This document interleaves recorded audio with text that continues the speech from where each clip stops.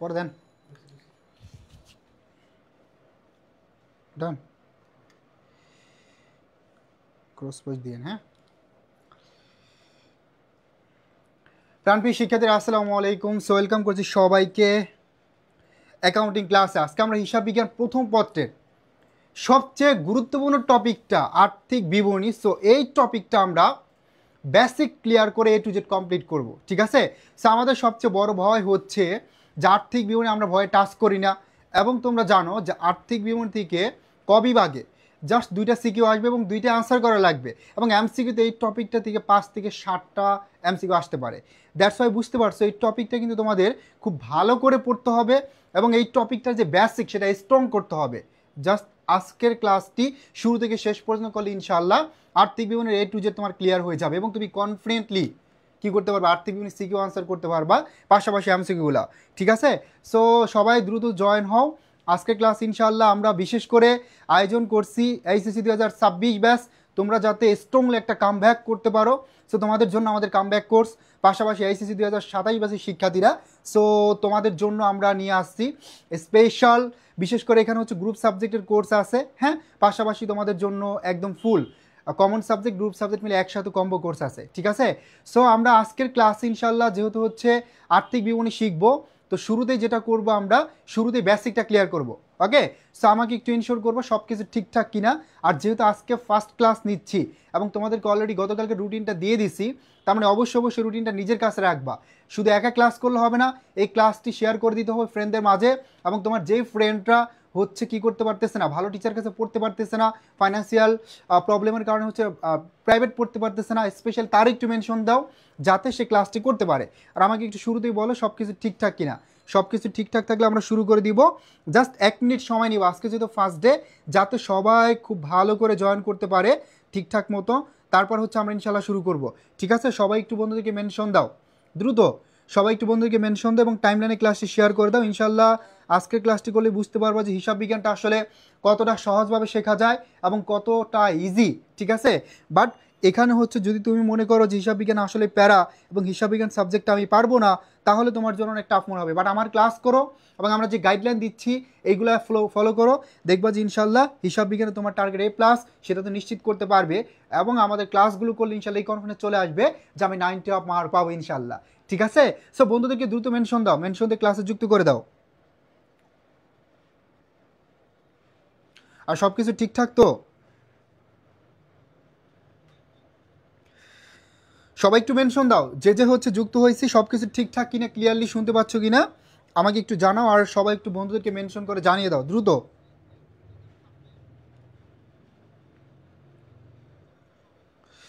ওকে, আজাহার আমাদের সাথে যুক্ত হয়েছে ভাইয়া, আসসালামু আলাইকুম। ওয়ালাইকুম আসসালাম। আজাহার কী অবস্থা? হচ্ছে দ্রুত মেনশন দিয়ে দাও, ফ্রেন্ডদেরকে মেনশন দাও। আমি হচ্ছে একটু শেয়ার করে দিচ্ছি আমার টাইম লাইনে, বিশেষ করে তোমরা একটু শেয়ার করে দাও দ্রুত, ওকে? তোমরা একটু দ্রুত শেয়ার করে দাও। সো এই ক্লাসটি কিন্তু অনেক বেশি গুরুত্বপূর্ণ তোমাদের জন্য, আর্থিক বিবরণীটা, ওকে? মুক্তা শাহজাহান করছে আমাদের সাথে, নমস্কার স্যার, ওকে।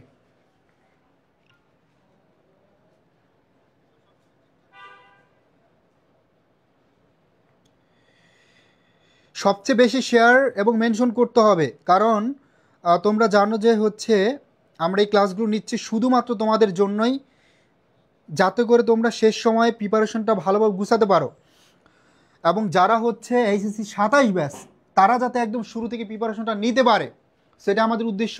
এই জন্য সর্বোচ্চ রেসপন্স করতে হবে, ঠিক আছে? যতটুকু পড়াবো এই পড়ার মাঝে আমি যতটুকু নোট করতে পারবো, যেই জায়গাগুলোতে গুরুত্ব বেশি দিব সেখানে নোট করতে হবে, ঠিক আছে? আমরা তাহলে টপিকে চলে যাচ্ছি সরাসরি। আমরা শিখবো আর্থিক বিবরণী, ঠিক আছে? তো শুরুতে আমাদেরকে জানতে হবে যে ভাইয়া আসলে আর্থিক বিবরণীটা কি। দেখো, আমরা অনেকে জানি না যে আর্থিক বিবরণী এবং আর্থিক অবস্থার বিবরণী আসলে এই দুইটার মধ্যে ডিফারেন্সটা কোথায়, ঠিক আছে? এই জিনিসটা আমরা জানি না, এবং আমরা অনেকে মনে করে থাকি ভাই আর্থিক বিবরণী যা আর্থিক অবস্থার বিবরণী কি সেম, একই জিনিস, একই ধাপ, ঠিক আছে? এটা মনে করে থাকি, কিন্তু এই দুইটা কিন্তু সম্পূর্ণ ডিফারেন্স। দেখো, আর্থিক বিবরণী হচ্ছে মূলত একটি হিসাবকাল শেষে প্রতিষ্ঠানের আর্থিক ফলাফল এবং আর্থিক অবস্থা জানানোর জন্য আমরা যে বিবরণীটা তৈরি করে থাকি সেটা হচ্ছে আর্থিক বিবরণী। তার মানে হিসাবকাল শেষে আমরা আর্থিক ফলাফল এবং আর্থিক অবস্থা এই দুইটা জানার জন্য যে বিবরণীটা তৈরি করে থাকি সেটা হচ্ছে আর্থিক বিবরণী। তাহলে এই আর্থিক বিবরণীর মধ্যে আমরা আর্থিক ফলাফল জানতে পারতেছি কিসের মাধ্যমে? আয় বিবরণীর মাধ্যমে, নিট মুনাফা এবং নিট ক্ষতির পরিমাণটা। পাশাপাশি আমরা আর্থিক অবস্থাটা জানতে পারতেছি কোথা থেকে? এটা হচ্ছে আর্থিক অবস্থার বিবরণী থেকে। দ্যাটস আমরা বুঝতে পারলাম যে আর্থিক বিবরণী হচ্ছে এমন একটি বিবরণী যেখানে আমরা হিসাবকাল শেষে প্রতিষ্ঠানের আর্থিক ফলাফল, আর্থিক অবস্থা দুইটাই আমরা জানতে পারি। ঠিক আছে? তার মানে এই যে আর্থিক অবস্থার বিবরণীটা হচ্ছে শুধুমাত্র তোমার আর্থিক বিবরণীর একটি ধাপ বা অংশ।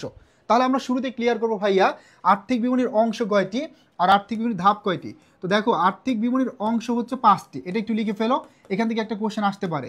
এই আর্থিক বিবরণীর অংশ হলো 5টি, এটা একটু লিখো। আর্থিক বিবরণীর অংশ হলো 5টি, এটা একটু লিখে ফেলো।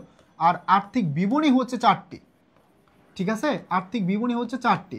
তার মানে ভাইয়া এই যে উদ্ধৃতপত্র, এটার বিকল্প অনেকগুলো নাম আছে, যেমন উদ্ধৃতপত্র, ফাইন্যান্সিয়াল স্টেটমেন্ট, এটার আরেকটা নাম আর্থিক অবস্থার বিবরণী, স্থিতিপত্র।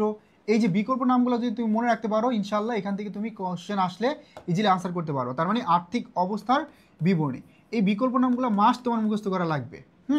তারপরে দেখো আয় বিবরণী বা বিশদ আয় বিবরণী, মালিকানা সত্ত্ব বিবরণী এবং নগদ প্রবাহ বিবরণী। তাহলে বুঝতে পারলাম এখানে আর্থিক বিবরণী হচ্ছে কয়টা।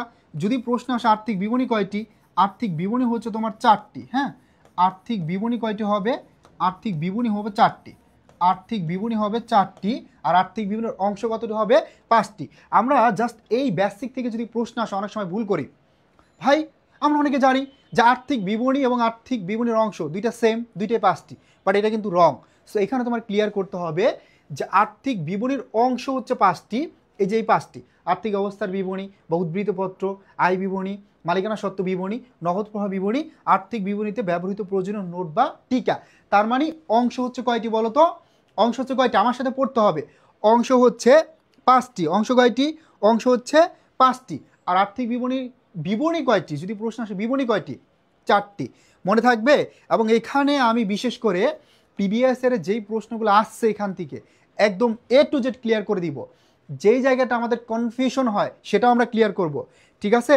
যারা যারা হচ্ছে যুক্ত হয়েছে ভাইয়া, এখনও লাইভটি শেয়ার করে নাই, কাইন্ডলি হচ্ছে প্রত্যেকে শেয়ার করে দেই, যাতে হচ্ছে তোমার ফ্রেন্ডরা অবশ্যই ক্লাসটি করে উপকৃত হতে পারে। ঠিক আছে? ওকে, তার মানে আমরা শুরুতে ক্লিয়ার করলাম আর্থিক বিবরণী হচ্ছে 4টি, মনে থাকবে, আর আর্থিক বিবরণীর অংশ হচ্ছে 5টি। ঠিক আছে? এখন দেখো বিশেষ করে উদ্ধৃতপত্র, আর্থিক অবস্থার বিবরণী, স্থিতিপত্র অথবা বৈশ্বিক বিবরণী, এই যে এটা তৈরি করা হয় হিসাব বিজ্ঞানের চলমান প্রতিষ্ঠানের ধারণা অনুসারে। যদি প্রশ্ন আসে যে তোমার আর্থিক অবস্থার বিবরণী তৈরি করা হয় হিসাব বিজ্ঞানের কোন ধারণা অনুসারে, তাহলে হবে চলমান প্রতিষ্ঠানের ধারণা অনুসারে। চলমান প্রতিষ্ঠানের ধারণা অনুসারে। এবং এই আর্থিক অবস্থার বিবরণী তৈরি করা হয় নির্দিষ্ট সময় বিন্দুর জন্য। এটা তৈরি করা হয় নির্দিষ্ট সময় বিন্দুর জন্য। কিসের জন্য? নির্দিষ্ট সময় বিন্দুর জন্য। ওকে, নির্দিষ্ট সময় বিন্দুর জন্য তৈরি করা হয়। এখন দেখো এই যে সময় বিন্দু, এই সময় বিন্দু বলতে কি বোঝাচ্ছে? এই সময় বিন্দু বলতে বোঝাচ্ছে এক্সাক্ট একটা দিন অথবা এক্সাক্ট একটা তারিখ অথবা একটা সময় বিন্দুর জন্য, নির্দিষ্ট একটা সময় বিন্দুর জন্য আর্থিক অবস্থার বিবরণী তৈরি করা হয়। তার মানে যদি প্রশ্নটা এইভাবে আসে ভাইয়া যে আর্থিক অবস্থার বিবরণী তৈরি করা হয় হিসাব বিজ্ঞানের কোন ধারণা অনুসারে, কি হবে? এটা হবে কি বলো তো? এটা হবে তোমার চলমান প্রতিষ্ঠানের ধারণা। ঠিক আছে? যদি প্রশ্ন আসে আর্থিক অবস্থার বিবরণী কখন তৈরি করা হয়, এটা হবে নির্দিষ্ট সময় বিন্দুর জন্য, একটা স্পেসিফিক কিসের জন্য? টাইমের জন্য, একটা নির্দিষ্ট দিনের জন্য অথবা একটা নির্দিষ্ট তারিখের জন্য আমরা এই আর্থিক অবস্থার বিবরণী তৈরি করে থাকি। এবং এই আর্থিক অবস্থার বিবরণী থেকে আমরা কি জানতে পারি? আমরা জানতে পারি হিসাবকাল শেষে প্রতিষ্ঠানের আর্থিক ফলাফলটা কেমন, মানে মোট কতটুকু সম্পদ আছে, কতটুকু দায় আছে, এটা আমরা জানতে পারি কোথা থেকে? এই আর্থিক অবস্থার বিবরণী থেকে। এবং এই আর্থিক অবস্থার বিবরণী থেকে একটা তথ্য সরবরাহ করা হয় তাদেরকে, যারা হিসাব বিজ্ঞানের বাহ্যিক ব্যবহারকারী আছে, যাতে বাহ্যিক ব্যবহারকারীরা সিদ্ধান্ত নিতে পারে যে প্রতিষ্ঠানে বিনিয়োগ করা যাবে কি যাবে না। ক্লিয়ার? বুঝতে পারছি? এখান থেকে প্রশ্ন আসলে পারবো? এখান থেকে কোশ্চেন আসলে পারবো নীলপরি?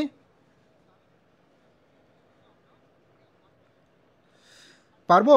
ওকে, সো এই তিনটা ক্লিয়ার হলে এবার দেখো এই যে বাকি তিনটা, পরবর্তী তিনটা, আয় বিবরণী, মালিকানা সত্ত্ব বিবরণী, নগদ প্রবাহ বিবরণী, এই তিনটা যদি কোশ্চেন আসে কোন মানে কোন ধারণা অনুসারে দেওয়া হয়, এটা হবে হিসাবকাল। তিনটার ক্ষেত্রে দেখো সেম, হিসাবকাল, সময়কাল, অথবা এটার আরেকটা নাম হচ্ছে কালীনকাল। যদি প্রশ্ন আসে আয় বিবরণী, মালিকানা সত্ত্ব বিবরণী, নগদ প্রবাহ বিবরণী তৈরি করা হয় হিসাব বিজ্ঞানের কোন ধারণা অনুসারে, তাহলে কি হবে হিসাবকাল, কালীনকাল, সময়কাল। এবং এটা তৈরি করা হয় নির্দিষ্ট সময়ের জন্য। কিসের জন্য? নির্দিষ্ট সময়ের জন্য। নির্দিষ্ট সময়ের জন্য। এই নির্দিষ্ট সময় বলতে বোঝাচ্ছে যে তুমি চাইলে 3 মাস, 6 মাস, 9 মাস, যে কোনো সময় চাইলে কি করতে পারো, তৈরি করতে পারবা। Got it dear students? বুঝতে পারছি? ক্লিয়ারলি বুঝতে পারছি? ওকে, সো জাস্ট দেখো এই যে মূল পয়েন্টগুলো আমি লিখতেছি, এই প্রত্যেকটা পয়েন্ট ইম্পর্টেন্ট। হ্যাঁ, এখানে জাস্ট দেখো একটা চ্যাপ্টারে তুমি অনেক ডিটেলস পড়ছো, আলটিমেটলি যেখান থেকে প্রশ্ন আসতেছে সেটাই ধরতে পারো না। যেখানে আমরা কনফিউশনে ঝামেলা ফেস করি, যে কনফিউশন কোশ্চেনগুলোতে বারবার ভুল করি, ওই জায়গাগুলো আমি একসাথে লিখে দিচ্ছি যাতে করে তোমার কনসেপ্টটা A to Z ক্লিয়ার হয়ে যায়। বুঝতে পারছি? ওকে, তাহলে ভাইয়া আমরা যতটুকু শিখলাম, শুরুতে শিখছি আর্থিক বিবরণী। আর্থিক বিবরণী বলতে এখানে আর্থিক ফলাফল, আর্থিক অবস্থা দুইটাই আসতেছে। এবং ওভারঅল আমরা যতটুকু শিখলাম যে আর্থিক বিবরণীর অংশ হচ্ছে 5টি, আর্থিক বিবরণী হচ্ছে 4টি, এবং হচ্ছে এই যে উদ্ধৃত পত্রের বিকল্প নাম কি আর্থিক অবস্থার বিবরণী, ফাইন্যান্সিয়াল স্টেটমেন্ট, স্থিতিপত্র, বৈষয়িক বিবরণী, যেটা হচ্ছে তোমার চলমান প্রতিষ্ঠানের ধারণা অনুসারে তৈরি করা হয়। এবং এটা নির্দিষ্ট সময়বিন্দুর জন্য স্পেসিফিক একটা দিন অথবা তারিখ অথবা সময়বিন্দুর জন্য তৈরি করা হয়। ঠিক আছে, সুনির্দিষ্ট একটা দিনের জন্য তৈরি করা হয়। মালিকানা সত্ত্ব বিবরণী, আয় বিবরণী, নগদ প্রবাহ বিবরণী, এই তিনটা তৈরি করা হয় তোমার হিসাবকাল, সময়কাল বা কালীনকাল। একই জিনিস, যার তিনটা বিকল্প নাম, হিসাবকাল, সময়কাল অথবা কালীনকাল ধারণা অনুসারে তৈরি করা হয়। আর এটা হচ্ছে নির্দিষ্ট সময়ের জন্য। একটা জায়গায় একটু বাদ আছে, এই টিকাটা দেওয়া হয় হিসাব বিজ্ঞানের পূর্ণ প্রকাশ নীতি অনুসারে। ভাই, ফুল ডিসক্লোজার প্রিন্সিপাল, তার মানে এটা কি বোঝাচ্ছে যে একদম পূর্ণ প্রকাশ করে দেয়, একদম এক্সাক্ট একটা ইনফরমেশন প্রোভাইড করে, এখানে স্বচ্ছ তথ্য দেয় ব্যবহারকারীদের, যাতে হিসাব বিজ্ঞানের কোনো টার্মে কোনো ধরনের কনফিউশন না থাকে।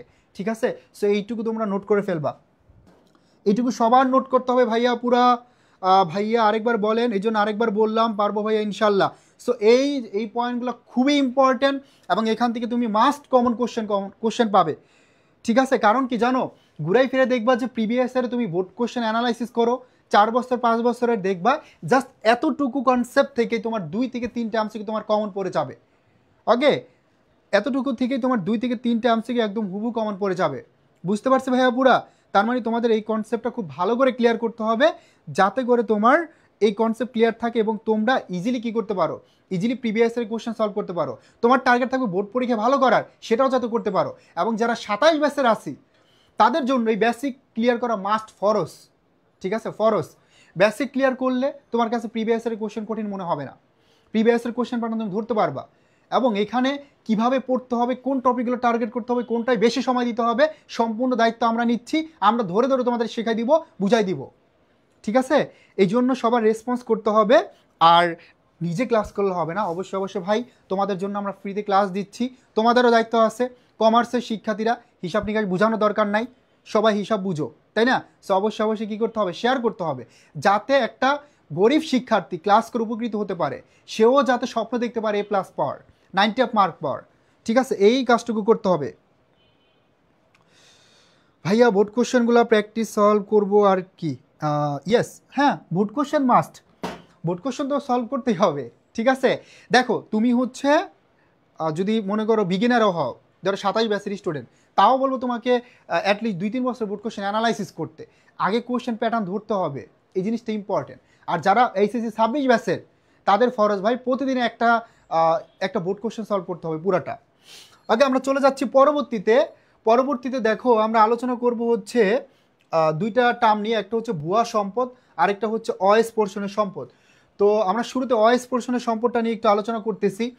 এই অস্পর্শনীয় সম্পদ এবং ভুয়া সম্পদ, হ্যাঁ, ইনটেনজিবল অ্যাসেট এবং ভুয়া সম্পদ, এই 2টা টার্ম থেকে, এটা তুমি ঢাকা বিশ্ববিদ্যালয়ের পরীক্ষা দাও, এইচএসসির 26 27 যেখানেই পরীক্ষা দাও, এখান থেকে একটা এমসিকিউ মাস্ট কমন থাকবে।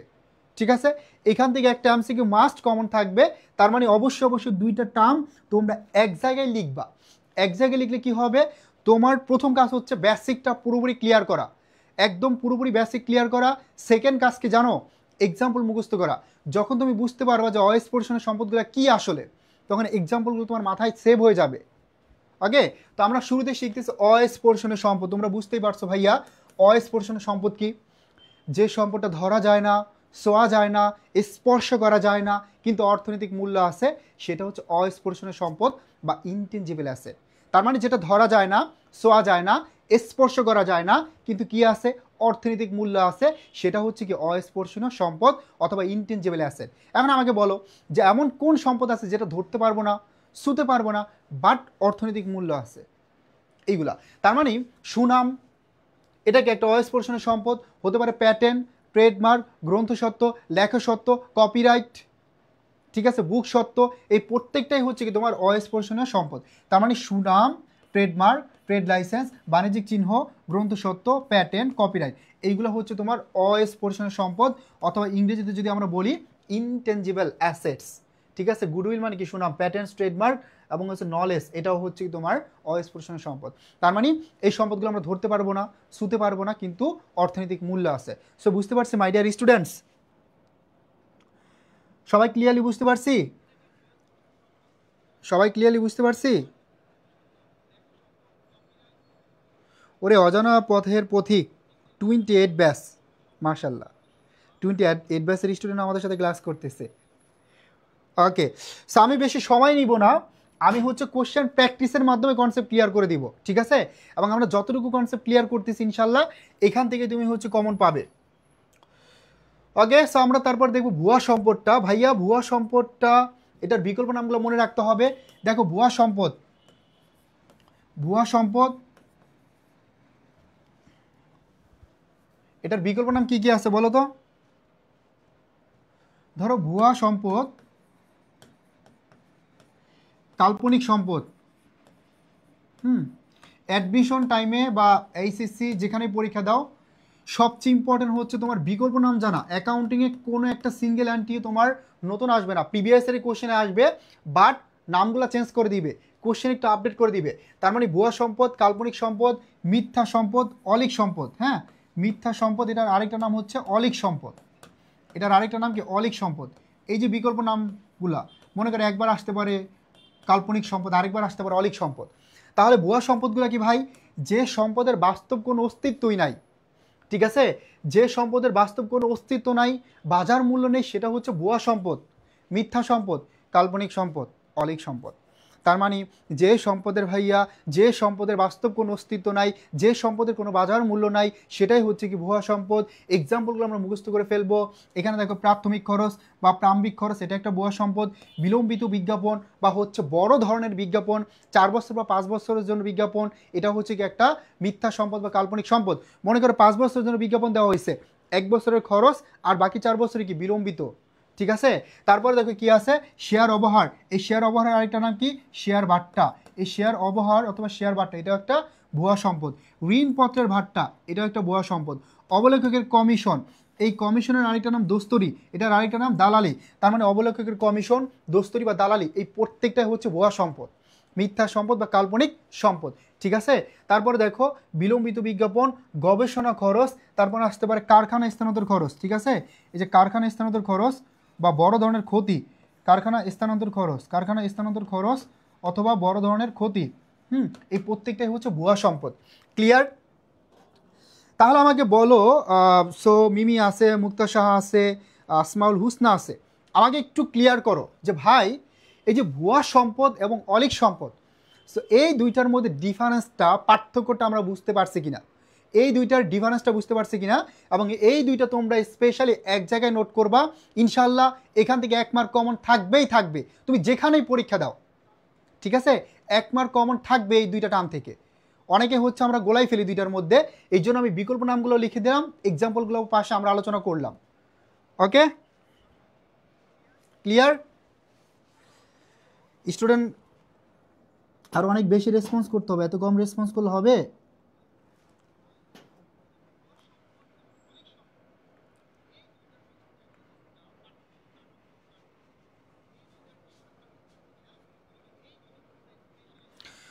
বুঝেছি ভাইয়া। ওকে, সো হ্যাপি জয়েন করছে, আসসালামু আলাইকুম। ওয়ালাইকুম সালাম। জাহিদ আবরার, জি বুঝছি, great, thank you very much. Okay, so move on, next question, next slide. So আমরা এখানে আর তেমন কিছু দেখবো না, আমি সরাসরি চলে যাব, দীর্ঘমেয়াদী দায় আছে, সো এগুলো তোমরা সবাই জানো। আমরা সরাসরি কোশ্চেন সলভ করব, যাতে করে সেখানে যদি কোনো নতুন টার্ম আসে সেটা আমরা সেখানে আলোচনা করব কোশ্চেন সলভের সাথে সাথে। তো প্রথমেই দেখো ভাইয়া বলছে কোন বিবরণটি একটি প্রতিষ্ঠানের একটি নির্দিষ্ট সময়ের আর্থিক অবস্থার বর্ণনা দেয়। আমি জানি আমার যেই স্টুডেন্টগুলো একদম শুরু থেকে ক্লাস করতেছো প্রত্যেকেই পারবা। অবাস্তব সম্পদ, ইয়েস, তার মানে প্রত্যেকেই হচ্ছে কী করতে হবে, এটা আনসার করতে পারবা, বিকজ আমরা সবাই জানি কোন বিবরণটি একটি প্রতিষ্ঠানের নির্দিষ্ট সময়ের আর্থিক অবস্থা বর্ণনা দেয়। বলো যে আর্থিক অবস্থা বর্ণনা দেয় কোনটি? ঠিক আছে, আমরা শুরুতে আলোচনা করছি যে আর্থিক অবস্থার বিবরণী, এটা থেকে আমরা প্রতিষ্ঠানের আর্থিক ফলাফলটা জানতে পারি। আমরা বছর হিসাবকাল শেষে জানতে পারি প্রতিষ্ঠানের কতটুকু দায় আছে, কতটুকু সম্পদ আছে, ওভারঅল এটা আমরা জানতে পারি। ঠিক আছে, তাহলে কোনটা হবে? আমি একটু অপেক্ষা করতেছি যাতে করে আমার প্রাণপ্রিয় শিক্ষার্থীরা, ঠিক আছে, এবং বিশেষ করে এইচএসসি 27 ব্যাচের বাচ্চা কাচ্চারা সবাই যাতে কিছুটা হলেও এই কোশ্চেনটা পড়ে নিজে আনসার করতে পারো, যেহেতু হচ্ছে বেসিকটা ক্লিয়ার। ঠিক আছে, শুরুতে আমরা কনসেপ্টটা ক্লিয়ার করছি। ওকে, এবং দেখো তোমাদের জন্য মেনলি আমাদের এই ক্লাসগুলো নেওয়া, তো এই জন্য তোমাদের সবচেয়ে বেশি রেসপন্স করতে হবে। ঠিক আছে, এবং ইনশাল্লাহ আমরা যে ক্লাসগুলো নিচ্ছি এই ক্লাসগুলো করলে তুমি বুঝতে পারবা যে হিসাব বিজ্ঞানটা কতটা সহজভাবে শেখা যায় এবং কতটা সহজ, কতটা ইজিলি হচ্ছে তুমি A+ মানে পাওয়া যায়। এই বিষয়টা হচ্ছে আমরা তোমাদেরকে দেখাবো যে কীভাবে টপিক টার্গেট করতে হবে, কোন চ্যাপ্টারের কোন জায়গাগুলোতে জোর দিতে হবে। ঠিক আছে, বেসিকটা ক্লিয়ার করতে হবে, মাঝে মাঝে শর্টকাট ট্রিক্স অ্যাপ্লাই করতে হবে। সো অবশ্যই আমাদের ক্লাসগুলো করলে ইনশাল্লাহ তোমার একটা আইডিয়া হয়ে যাবে হিসাব বিজ্ঞান প্রথম পত্র এবং দ্বিতীয় পত্র কীভাবে পড়তে হবে যারা 27 ব্যাচের। আর 26 ব্যাচের যারা আছে তাদের যেটা করতে হবে, তোমাদের বেসিক ক্লিয়ার মোটামুটি, এখন শুধু কোশ্চেন এক্সারসাইজ করতে হবে। সো তোমাদের জন্য আমরা হচ্ছে এইটুকু দেখাবো যে স্পেশালি তুমি কোশ্চেনগুলো, বোর্ড প্রশ্নগুলো কীভাবে সলভ করবা, কীভাবে টার্গেট করবা টপিক, এই জিনিসগুলা। ওকে, সো অলরেডি অনেকে আনসার করছো ডি নাম্বারটা, জাহিদ আবরার আনসার করছো, মিমি আনসার করছো, মোহাম্মদ হোসেন আনসার করছো, তরিকুল আনসার করছো। So all are correct, thank you very much. তার মানে ভাইয়া আমরা একটু দেখবো যে এখানে কোনটা আছে, উদ্ধৃতপত্র। তার মানে আমরা হিসাবকাল শেষে প্রতিষ্ঠানের আর্থিক অবস্থা জানতে পারি এই উদ্ধৃতপত্র থেকে, অথবা আমরা জানতে পারি আর্থিক অবস্থার বিবরণী থেকে, তাই না? অথবা আমরা জানতে পারি আর্থিক অবস্থার বিবরণী থেকে, তাই তো? উদ্ধৃতপত্র অথবা আর্থিক অবস্থার বিবরণী থেকে আমরা জানতে পারি প্রতিষ্ঠানের আর্থিক ফলাফলটা। আমরা জানতে পারি যে হিসাবকাল শেষে প্রতিষ্ঠানের কতটুকু সম্পদ আছে, কতটুকু দায় আছে এবং মূলধন আছে, এটা জানতে পারি এই আর্থিক বিবরণী থেকে। Thank you very much.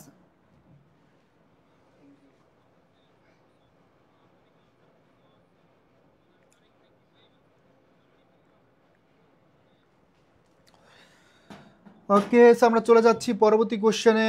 পরবর্তী কোশ্চেনটা দেখে কে আনসার করতে পারি। পরেরটা দেখো, কোনটি আর্থিক বিবরণীর অংশ নয়। এখন আমরা অলরেডি পড়লাম যে আর্থিক বিবরণীর অংশ ছিল 5টা না? 5টা ছিল না? তাহলে এবার আইডেন্টিফাই করো কোনটা আর্থিক বিবরণীর অংশ নয়। ইজিলি তুমি আইডেন্টিফাই করতে পারবা, বিকজ আমরা অলরেডি কি করছি, আমরা হচ্ছে কনসেপ্টটা ক্লিয়ার করছি। তাহলে দেখো এখানে আর্থিক অবস্থা বিবরণীর একটা অংশ, নগদ প্রবাহ বিবরণীর একটা অংশ, এই যে কমপ্রিহেন্সিভ, এটা মানে কি, এটা হচ্ছে বিশদ আয় বিবরণী, এটা একটা অংশ। তাহলে মূল্য সংযোজন বিবরণীটা কি ভাইয়া? এই মূল্য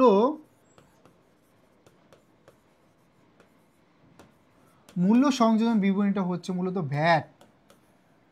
এটা হচ্ছে ভ্যাট, এটা কি বলতো, এটা হচ্ছে ভ্যাট, ভ্যালু অ্যাডেড ট্যাক্স। এটা কি হবে? Value added tax. এই ভ্যালু অ্যাডেড ট্যাক্স মানে কি? ভ্যাট। এখন দেখো এই ভ্যাট বা ভ্যালু অ্যাডেড ট্যাক্স অথবা মূল্য সংযোজন বিবরণী, এটা কিন্তু আর্থিক বিবরণীর কোনো অংশ ছিল না। এখান থেকে আরও প্রশ্ন আসতে পারে যে এই যে ভ্যাট, ভাই এই ভ্যাটটা বিক্রেতার নিকট কি? এই প্রশ্নটা প্রায় আসে এবং এই বছর অনেকগুলো ভরে আসে। এই ভ্যাটটা হচ্ছে বিক্রেতার নিকট কি বলতো? ভ্যাট বিক্রেতার নিকট হচ্ছে দায়। ভ্যাট বিক্রেতার নিকট কি? দায়। ক্রেতার নিকট কি? ক্রেতার নিকট হচ্ছে ভ্যাটটা হচ্ছে মূলত ব্যয়। ক্রেতার নিকট কি বলতো? ব্যয়। এবং যদি আসে ভ্যাট সরকারের নিকট কি, তাহলে কি হবে? সরকারের নিকট যদি বলে এই ভ্যাটটা সরকারের নিকট হবে আয়। এখন আসো কেন আয়, এটা আমরা একটু ক্লিয়ার করব। তো দেখো আমরা এই তিনটা একসাথে ক্লিয়ার করি। বিক্রেতার নিকট ভ্যাটটা হচ্ছে মূলত দায়, কারণ বিক্রেতা ক্রেতার কাছ থেকে ভ্যাট গ্রহণ করতেছে, ভ্যাটের সুবিধাটা নিচ্ছে, কিন্তু আলটিমেটলি এটার সুবিধাটা বিক্রেতা ভোগ করতে পারতেছে না। সে ক্রেতার কাছ থেকে ব্যাটের টাকাটা নিচ্ছে, কিন্তু সে আরও দায়বদ্ধ হয়ে গেল, এই ব্যাটের টাকাটা সরকারকে দিয়ে দিতে হবে। তার মানে বিক্রেতা ক্রেতার কাছ থেকে ব্যাট গ্রহণ করে সে আরও কি করছে, তার একটা দায়বদ্ধতা, একটা লায়াবিলিটিস ক্রিয়েট হয়েছে সরকারের প্রতি, গভর্নমেন্টের প্রতি। দ্যাটসে আমরা বলতে পারি ব্যাটটা হচ্ছে কি বিক্রেতার নিকট দায়। ক্লিয়ার? দেন দেখো ক্রেতার নিকট ব্যয়, একটা প্রোডাক্টের মূল্য 100 টাকা, বাট তুমি ওই প্রোডাক্টটা কিনছো 110 টাকা দিয়ে, তাহলে এখানে এক্সট্রা 10 টাকা দিলা, এটা কি তোমার জন্য ব্যয় না আলটিমেটলি? এই জন্য এটা কি একটা ব্যয় অথবা ক্ষতি। আর সরকার হচ্ছে আলটিমেটলি চূড়ান্তভাবে ভ্যাটের পুরো সুবিধাটা ভোগ করতেছে। দ্যাটসে আমরা বলতে পারি ব্যাটটা হচ্ছে সরকারের নিকট কি আয়, ব্যাটটা সরকারের নিকট কি তাহলে আয়। ঠিক আছে? অজানা পথের পথিক, এই যে দেখো ফেসবুকে আসলে এত চমৎকার চমৎকার নাম তোমরা দেখবা, অজানা পথের পথিক, ঠিক আছে? সো অ্যাঞ্জেল প্রিয়া, নীলপরি, ঠিক আছে, সাদাপরি। সো এই যে চমৎকার নামগুলা, তারা হচ্ছে কি করে, তাদের নিজের নাম বাদ দিয়ে সো এই নামগুলো ইউজ করতেছে ফেসবুকে, যাতে তাদেরকে কেউ না চিনে, তাই না? এমন একটা অবস্থা। সো এইটুকু হচ্ছে সবাই একটু লিখে ফেলো। তারপরে দেখো এখানে আরেকটু আসতে পারে, সেটা হচ্ছে এই ব্যাট, এটা হচ্ছে মূলত 1991 সালের আইন অনুসারে 15% হারে ধার্য করা হয়। তাহলে আমরা ব্যাটের ক্ষেত্রে কি করি, যে কোনো ব্যাট বের করতে গেলে 115 দ্বারা ভাগ করি, 15 দিয়ে গুণ করে আমরা ব্যাটটা ক্যালকুলেশন করি। এটা বিক্রয় ব্যাটের ক্ষেত্রেও সেম এবং ক্রয় ব্যাটের ক্ষেত্রেও সেম। ঠিক আছে? যখন আমরা ব্যাট চলতি হিসাবটা নির্ণয় করব। ওকে, সো বুঝতে পারছি সবাই? আসমাউল হুসনা, সুন্দর নামসমূহ। কিশোর ভাই ক্লিয়ার? বুঝতে পারছি?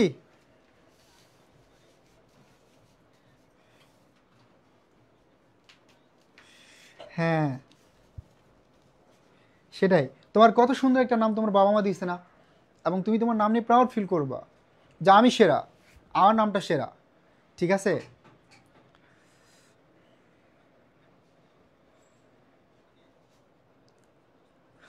দেখো এখানে আমরা এই একটা কোশ্চেন শিখলাম, এটার সাথে আনুষঙ্গিক আমি যতটুকু লিখলাম এখানে ইনফরমেশন তোমাদেরকে দিছি, হ্যাঁ প্রোভাইড করলাম।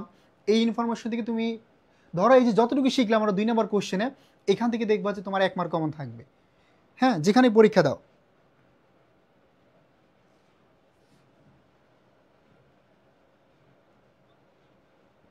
আচ্ছা আচ্ছা, আমরা পড়াশোনার মধ্যে থাকি, পড়াশোনা থেকে চলে না যায়, হ্যাঁ বের হয়ে না যায় পড়াশোনার টপিক থেকে।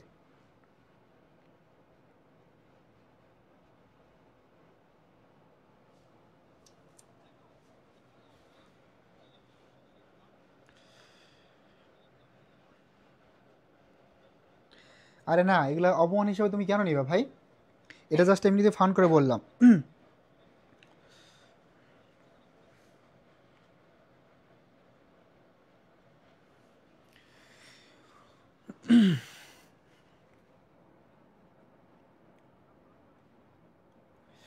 আসসালামু আলাইকুম স্যার। লামিশা জাহান, লামিশা জাহান আমাদের হচ্ছে গত বছরের অ্যাডমিশনের শিক্ষার্থী ছিল, সো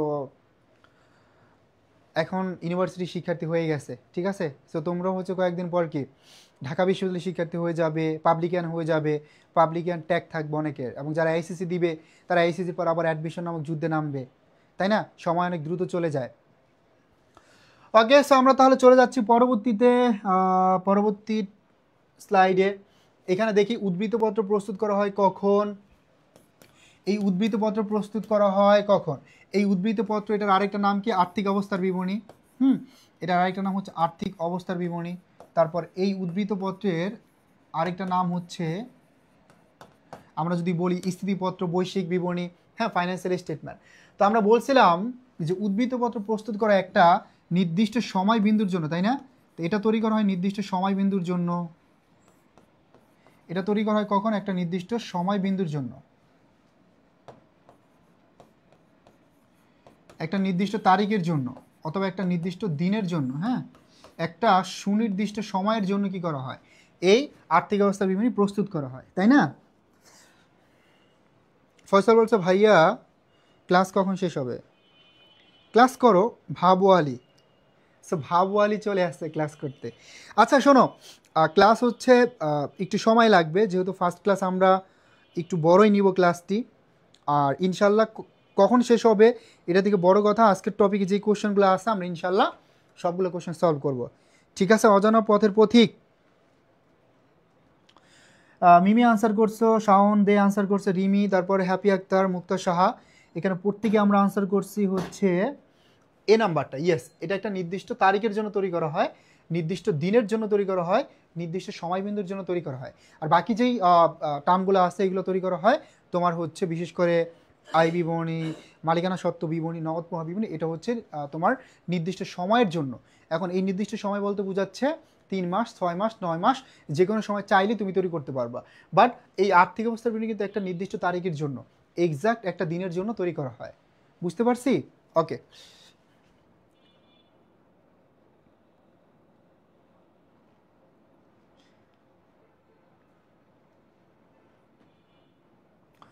ওকে 45 পর্যন্ত ক্লাস করো, অ্যাটলিস্ট ক্লাস করতে থাকো 45 পর্যন্ত, দেন দেখা যাবে।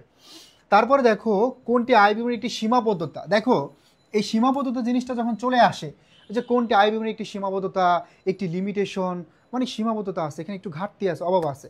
তো এটা এভাবে মনে রাখবা যে সীমাবদ্ধতা বিষয়টা হচ্ছে যে জিনিসটা একদম মিথ্যাও না, একদম প্রপারলি সত্যও না, মানে 100% সত্যও না, মিথ্যাও না। তোমার কাছে একটু কনফিউশন মনে হচ্ছে, হ্যাঁ এটা এদিকেও যেতে পারে, এদিকেও যেতে পারে, এদিকে যেতে পারে, মানে সত্যি হতে পারে, মিথ্যা হতে পারে। সো একটু কনফিউশন আসো। ধরো এমন কিছু টার্ম আছে যে তোমার সম্ভাব্য সম্পদ বা সম্ভাব্য দায়, এগুলোকে মাঝে মাঝে আর্থিক অবস্থার মধ্যে দেখানো হয়, মাঝে মাঝে আর্থিক অবস্থার মধ্যে দেখানো হয় না। ঠিক আছে, সো এই যে কনফিউশনগুলা, এইগুলো জিনিসটা হচ্ছে একটা সীমাবদ্ধতা। তার মানে ভাইয়া এই আয় বিবরণীর একটি সীমাবদ্ধতা হচ্ছে যে এই বিষয়টা সম্পূর্ণ মিথ্যাও হবে না, সম্পূর্ণ সত্য হবে না, কিন্তু তোমার কাছে মনে হতে পারে হ্যাঁ সত্যি হতে পারে, মিথ্যা হতে পারে, এরকম। ঠিক আছে, এটা হচ্ছে সীমাবদ্ধতা। তাহলে প্রথমে বলছে এই যে আয় বিবরণী তৈরি করা অত্যন্ত কঠিন কাজ, এটা মিথ্যা সম্পূর্ণ, তাহলে এটা হবে না। আয় বিবরণী তৈরি করা, অডিট করা মানে হিসাব করাটা অত্যন্ত জটিল, এটাও হবে না, এটাও মিথ্যা। শেয়ার হোল্ডাররা আয় বিবরণীকে বিশ্বাস করে না, এটাও মিথ্যা, তাই না? এটাও মিথ্যা। তার মানে ভাই এই যে কিছু ব্যয় এবং সঞ্চিতি সম্পূর্ণ সঠিকভাবে পরিমাপ করা যায় না, মেজার করা যায় না, এমন কিছু সঞ্চিতি এবং ব্যয় আছে যেগুলো সঠিকভাবে পরিমাপ করা যায় না। ঠিক আছে, এই জিনিসটা একটা সীমাবদ্ধতা, এই জিনিসটা তোমার ল্যাকিংস, এই জিনিসটা হচ্ছে লিমিটেশন। ঠিক আছে, মিমি বুঝতে পারছি?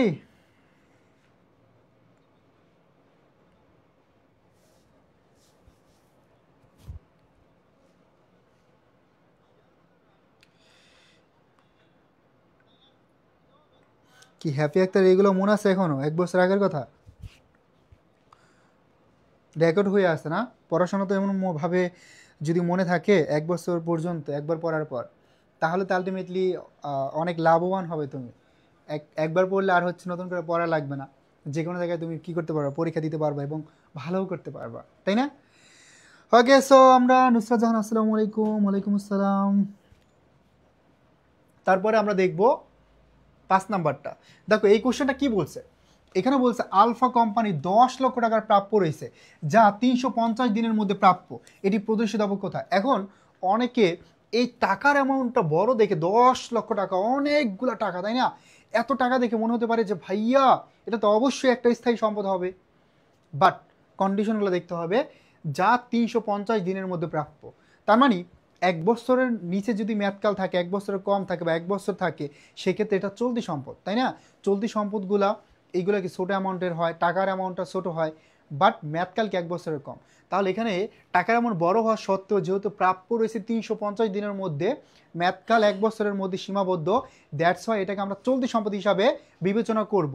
তাহলে এই যে চলতি সম্পদ বা কারেন্টস অ্যাসেট, এই চলতি সম্পদ বা কারেন্ট অ্যাসেটস আমরা কোথায় দেখাই বলো তো? এই চলতি সম্পদ বা কারেন্ট অ্যাসেটস আমরা দেখাই হচ্ছে কোথায়? উদ্ধৃত পত্রে চলতি সম্পদ হিসাবে। তাহলে কোনটা হবে? এ নাম্বারটা, উদ্ধৃত পত্রে চলতি সম্পদ হিসাবে। Got it dear students?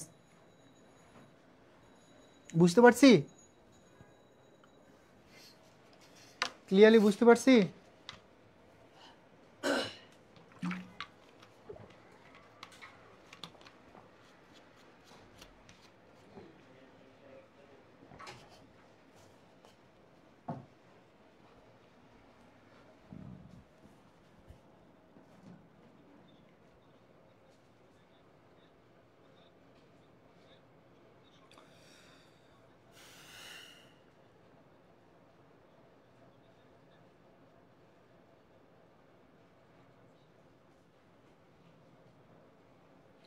ওকে ডান, বলো বলো বলো, দ্রুত বলো, ভাবো আলী বলো। ক্লিয়ার? বুঝতে পারছি? ক্লিয়ার?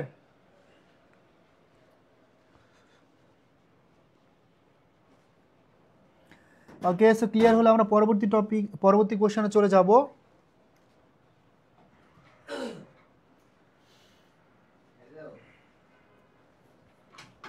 দেখো ফলাফল নিট আয় কখন হবে? সো নিট আয় কখন হবে? যখন আমার এই যে ব্যয়ের থেকে যখন আয়ের পরিমাণটা কি থাকবে, ব্যয়ের থেকে যখন আয়ের পরিমাণটা বেশি থাকবে তখনই আমার কি হবে? মুনাফা হবে, তাই না? তখন আমার কি হবে? মুনাফা হবে, সিম্পল। এখন দেখো এই টার্মটা অনেক সময় আমরা ধরতে পারি না বা আমাদের একটু ঝামেলা ফেস করতে হয়। এখানে বলছে সম্পদ আয়ের চেয়ে বেশি হবে, প্রশ্নই আসে না, এটা হবে না, কারণ এখানে তো আমার আয় হওয়ার কোনো পসিবিলিটি নাই, যেহেতু হচ্ছে সম্পদ স্থায়ী হিসাব। সম্পদ আয়ের সাথে না, খরচ আয়ের চেয়ে বেশি হবে। তার মানে খরচটা যখন আয়ের চেয়ে বেশি হবে তখন আমার ক্ষতি হবে, আয় যখন খরচের চেয়ে বেশি হবে তখন আমার কি হবে? লাভ হবে, অথবা নিট মুনাফা হবে। তার মানে এই যে নিট মুনাফা অথবা হচ্ছে লাভ, মুনাফা লাভ কখন হবে? যখন আমার ব্যয়ের চাইতে আয়টা বেশি হবে, তাই না? যখন হচ্ছে ব্যয়ের চাইতে আয়টা বেশি হবে তখন আমার লাভ হবে, তাই তো?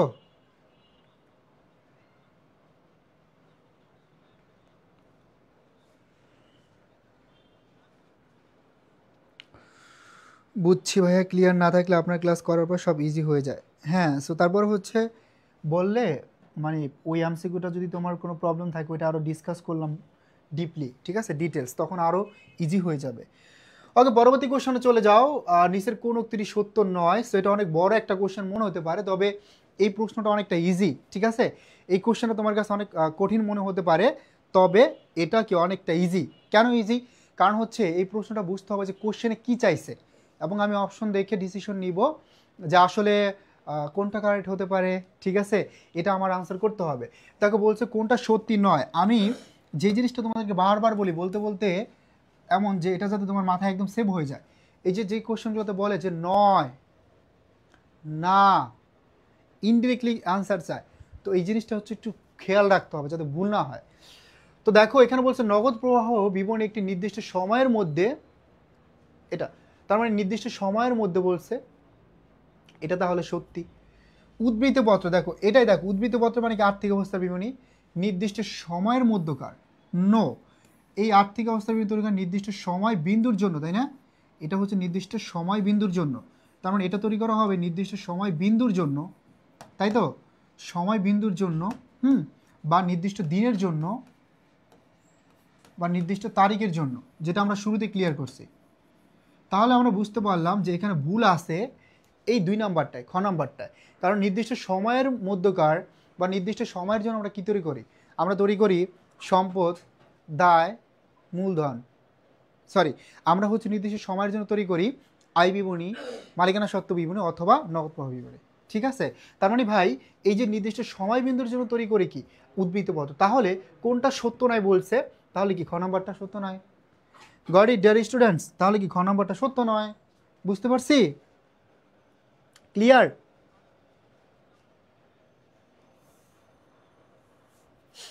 ক্লিয়ার?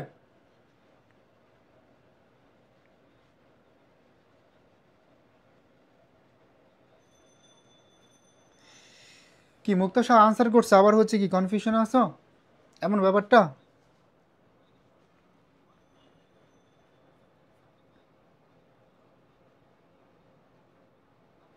ইয়েস, যারা যারা হচ্ছে আমরা বি নাম্বার আনসার করছি all are correct. Thank you very much, thank you very much.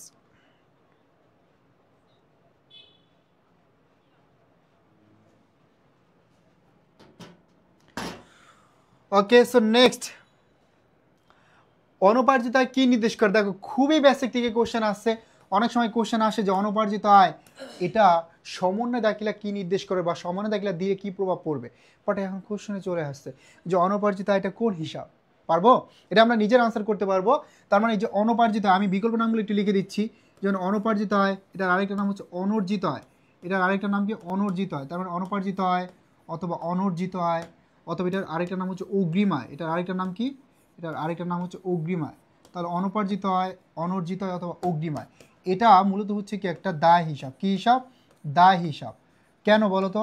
কারণ হচ্ছে তুমি সার্ভিস দেও নাই, সার্ভিস না দিয়ে তুমি টাকা নিয়ে আসছো, তুমি হচ্ছে সেবা প্রদান করো নাই, সেবা প্রদান না করে টাকা নিয়ে আসছো, দ্যাটস ওয়াই এটাকে একটা দায়, এটা একটা লায়াবিলিটিস। তাহলে এই অনুপার্জিত আয় বা অগ্রিম আয় এটা কোন ধরনের হিসাব? এটা হচ্ছে একটা দায় হিসাব। এটা সবার পারার কথা আমি জানি। গট ইট ভাইয়া, ওকে। কীভাবে পাবো?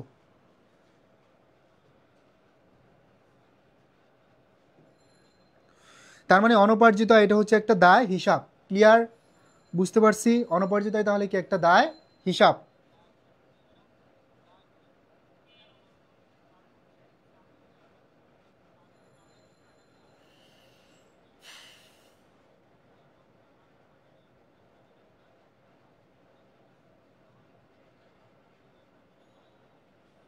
বুঝতে পারছি। সার্ভিস না দিয়ে টাকা নিয়ে আসছো, যারা ধরো এডুকেশন পেড বেসের শিক্ষার্থী আসছো, তারা টাকা দিয়ে ভর্তি হইছো, তার মানে এডুকেশন কি দায়বদ্ধ না তোমাদের প্রতি? অবশ্যই তোমাদেরকে সার্ভিস দিতে হবে, বা তোমাদের যে কমিটমেন্ট দিছে যে আমরা হচ্ছে 100 ক্লাস দিব, তো 100 ক্লাস দিতে হবে না? তাহলে সার্ভিস না দিয়ে আমরা আগে টাকা নিয়ে আসছি, এটা কি অবশ্যই একটা দায়।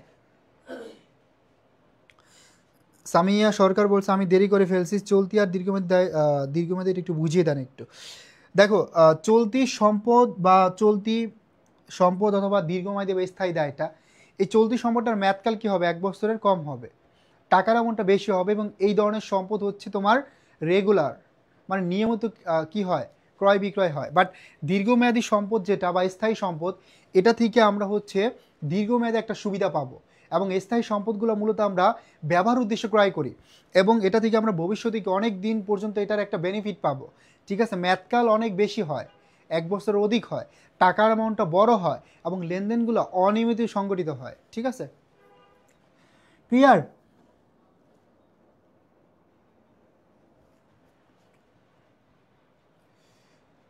ম্যাথ প্র্যাকটিসের জন্য আরেকদিন ভাই, আজকে না, আজকে হচ্ছে আমরা থিওরিটিক্যাল পার্টটা কমপ্লিট করব।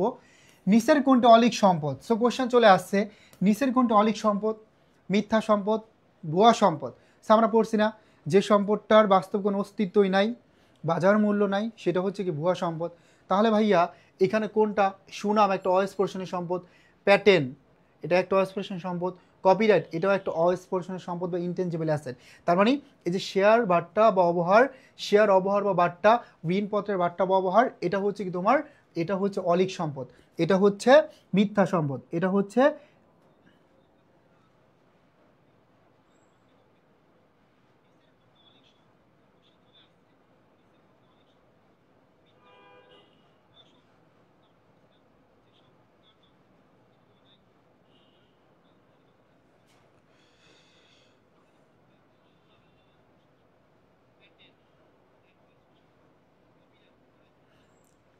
এটা চলতিতে ধরে নিবা মুক্তা।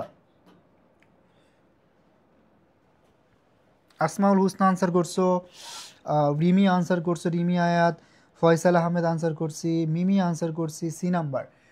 তাহলে শেয়ার অবহার বা বাট্টা মনে আছে, আমরা আরও এক্সাম্পল মুখস্থ করে ফেলছি, তাই না?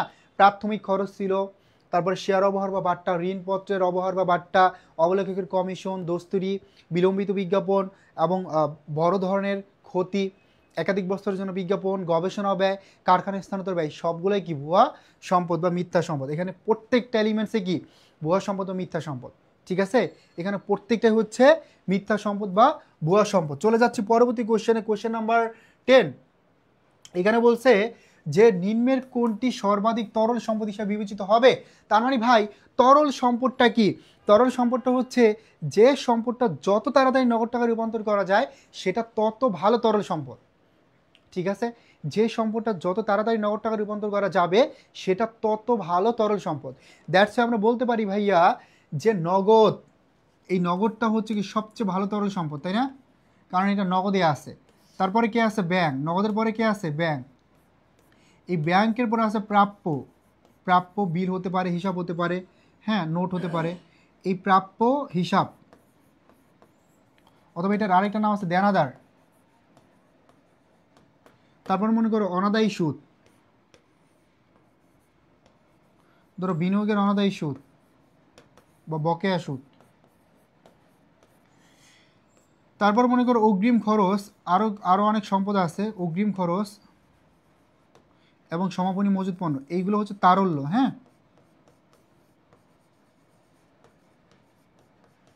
এখন দেখো আমরা আর্থিক অবস্থার বিবরণীতে চলতি সম্পদটা দেখাই, আর্থিক বিবরীতে এই আর্থিক বিবরীতে চলতি সম্পদ আমরা দেখাই তারল অনুসারে।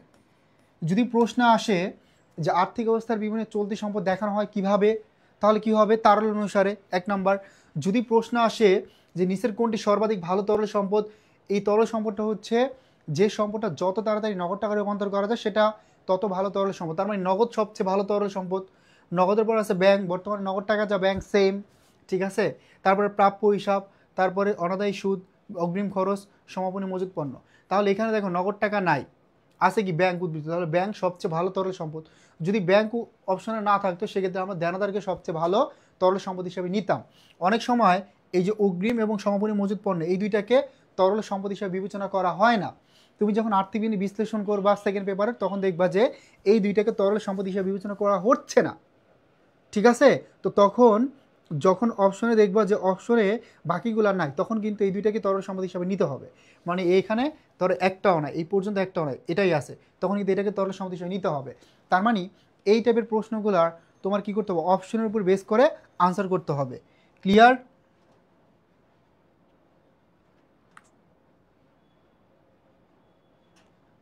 ওকে, আমরা চলে যাচ্ছি পরবর্তী কোশ্চেনে।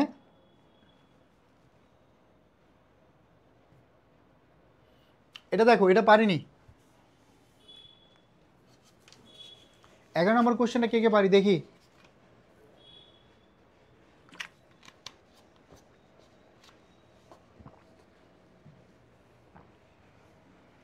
11 নম্বর কোশ্চেনটা মারুফ, মারুফ হচ্ছে বি নাম্বার আনসার করছে। এটা কি 10-এর?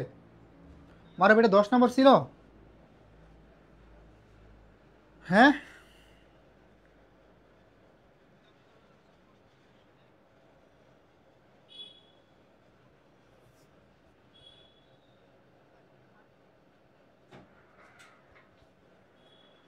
এটা 10 নম্বর।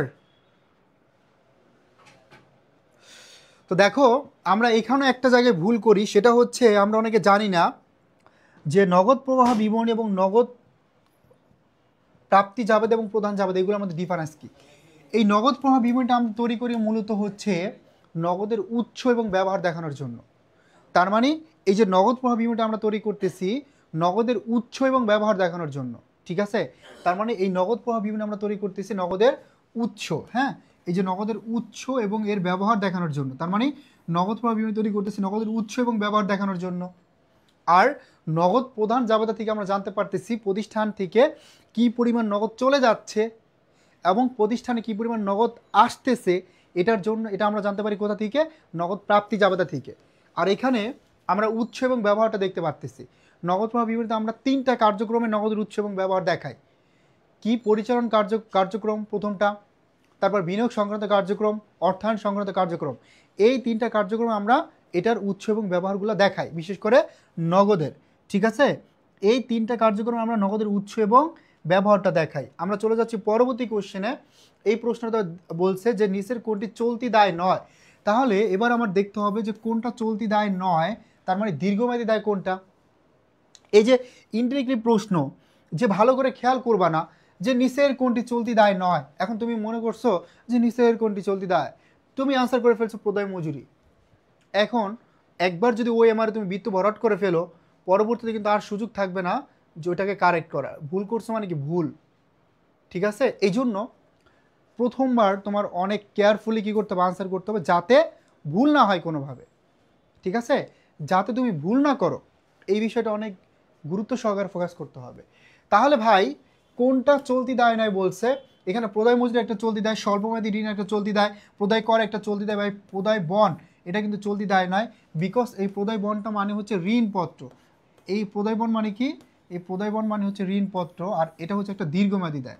যেহেতু এটা একটা ঋণপত্র তার মানে এই প্রদায় বন্ডটা হচ্ছে একটা দীর্ঘমেয়াদী দায়। এটা হচ্ছে একটা দীর্ঘমেয়াদী দায়, ওকে। এটা হচ্ছে কি একটা দীর্ঘমেয়াদী দায়। সো মিমি আনসার করছে সি নাম্বার, ইয়েস। তাহলে এটা কি হবে? সি নাম্বারটা হবে। সো আমাদের কিন্তু আগামীকালও ক্লাস আছে, আগামীকাল ঠিক সেম টাইমেই রাত 8টায়। এখানে লিখে, হ্যাঁ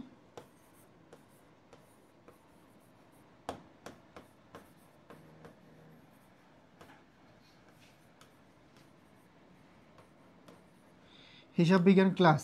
সো সবাই টাইমলি জয়েন করবা, এবং যারা যারা আজকে ফার্স্ট টাইম যুক্ত হইছো তারা অবশ্যই তোমার ফ্রেন্ডদেরকে জানাবে যেখানে রেগুলার ক্লাস হচ্ছে, এবং আমাদের যে রুটিনটা অলরেডি দেওয়া হয়েছে, অথবা আমাদের পেজ থেকে তোমরা হচ্ছে যদি পেজে নক করো তাহলে দিয়ে দিবে, হ্যাঁ ডিটেলসটা। তো দেখো এই সুযোগগুলা বা এই ক্লাসগুলো তোমরা মিস করো না, যাতে করে তুমি অ্যাটলিস্ট এতটুকু বুঝতে পারো যে হিসাব বিজ্ঞানটা আসলে কীভাবে পড়তে হয়, এবং ওভারঅল গ্রুপ সাবজেক্টগুলো তুমি কীভাবে প্রিপারেশন নিবে। এখন থেকে টার্গেট না করলে পরবর্তীতে কিন্তু অনেক বেশি সাফার করতে হবে, অনেক বেশি কষ্ট করে কি রেজাল্টটা নিয়ে আসতে পারবে না। আর এখন যদি হচ্ছে রেগুলার 4 থেকে 5 ঘন্টা নিজে পড়াশোনা করো আর ক্লাসগুলো করো, ইনশাল্লাহ তোমার হচ্ছে প্রত্যেকটা সাবজেক্টে তুমি A to Z প্রিপারেশন নিতে পারবা এডুকেশন থেকে। ঠিক আছে, এডুকেশন পেজে একদম বাংলা থেকে শুরু করে তোমার গ্রুপ সাবজেক্টের ক্লাস হচ্ছে, নিয়মিত হবে এখন থেকে, যেমন আজকে থেকে শুরু হচ্ছে, এবং পরবর্তীতে তোমার আমরা এই রুটিনটা শেষ হলে আবার নতুন করে রুটিন তোমাদেরকে জানাবো, এবং এখানে যে ক্লাসগুলো হবে এই ক্লাসগুলো করলে ইনশাল্লাহ বুঝতে পারবা যে আসলে তোমার অবস্থানটা কেমন, এবং তোমার কি করতে হবে, কীভাবে প্রিপারেশনটা গুছাতে হবে।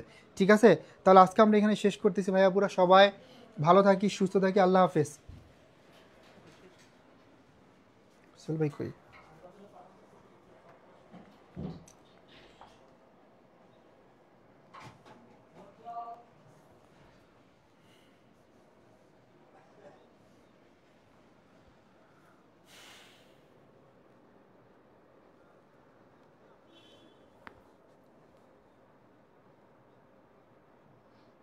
মুক্তা সাহা, নমস্কার ভাইয়া, নমস্কার।